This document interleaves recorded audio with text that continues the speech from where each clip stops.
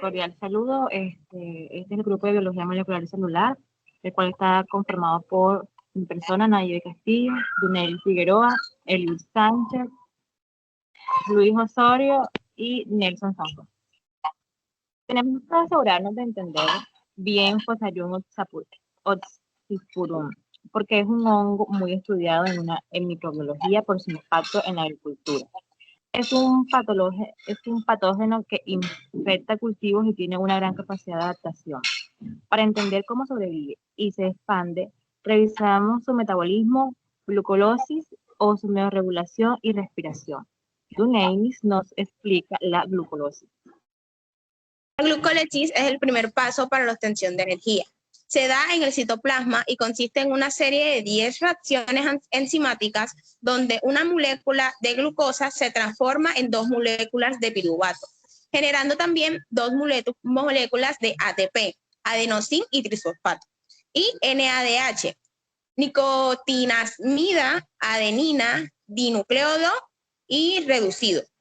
Lo importante es que la glucólisis no necesita oxígeno, lo que significa que Fusarium oxysporum puede generar energía en cualquier ambiente.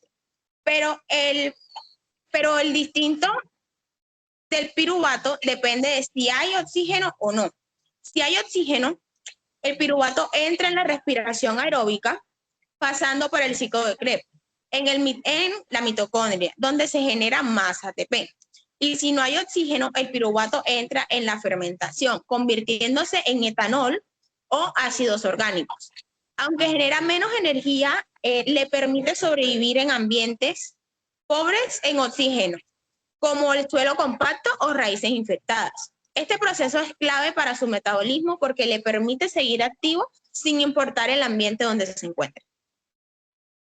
No solo se trata de obtener energía, también regular su equilibrio de agua y solutos, porque Fusarium oxysporum puede vivir en suelos secos, húmedos o con cambios bruscos en la disponibilidad de agua. Mecanismos de osmorregulación en Fusarium oxysporum. Pared celular de quitina y glucanos. Funciona como una barrera protectora. No solo se le da estructura y soporte, sino que evita que la célula se expanda demasiado en ambientes con exceso de agua o colapse en medio seco. Canales de transporte en la membrana plasmática. Regula la entrada y salida de iones como sodio, potasio y protones. Esto es clave porque mantiene estable la presión osmótica dentro de la célula, evitando que se deshidrate o explote. Síntesis de solutos compatibles. En ambientes secos o salinos, Fusarium oxysporum produce glicerol, tretalosa y manitol, que ayudan a retener agua sin afectar sus reacciones bioquímicas. Formación de clamidósporas. Cuando las condiciones son extremas, poca agua, alta salinidad, estrés ambiental, el hongo entra en un estado de resistencia formando estructuras de supervivencia capaces de permanecer inactivas por largos periodos hasta que las condiciones mejoran. El control de agua y los solutos es una de las razones por las que el hongo puede sobrevivir en distintos tipos de suelo y resistir condiciones adversas. El Fusarium oxysporum es aeróbico facultativo, lo que significa que puede obtener energía con oxígeno, pero si no hay oxígeno, también tiene mecanismos alternativos. Los tipos de respiración del Fusarium son la respiración anaeróbica, que ocurre en la mitocondria. El piruvato generado en la glucólisis entra en el ciclo del Krebs, donde se descompone en compuestos. Estos electrones pasan a la cadena de transporte de electrones, donde el oxígeno actúa como aceptor final y se genera por moléculas de glucosa. La respiración anaeróbica, cuando no hay oxígeno, pero sí aceptores alternativos. En lugar de oxígeno, el hongo usa nitratos o sulfatos como aceptores finales de electrones.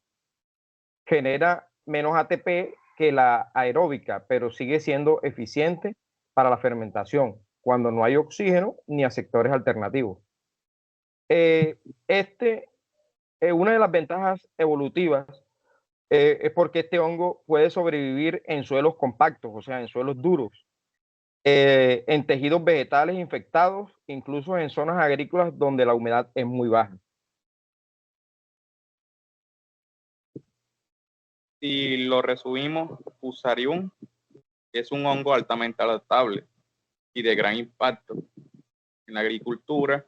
Su metabolismo le permite sobrevivir en diversas condiciones, afectando cultivos como el banano y el tomate.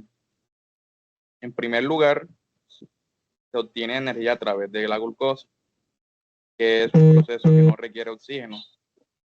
Si el oxígeno está presente, entra en la respiración aeróbica, generando gran cantidad de ATP. En ausencia de oxígeno, utilizamos la fermentación o la respiración anaeróbica. Además, su capacidad de osmorregulación es clave para la supervivencia. Posee una pared celular quitina y glucanos que le da resistencia a canales de transporte que regulan el intercambio de iones. La producción de solutos compatibles como glicerol y manitol que evitan la deshidratación. Muchas gracias.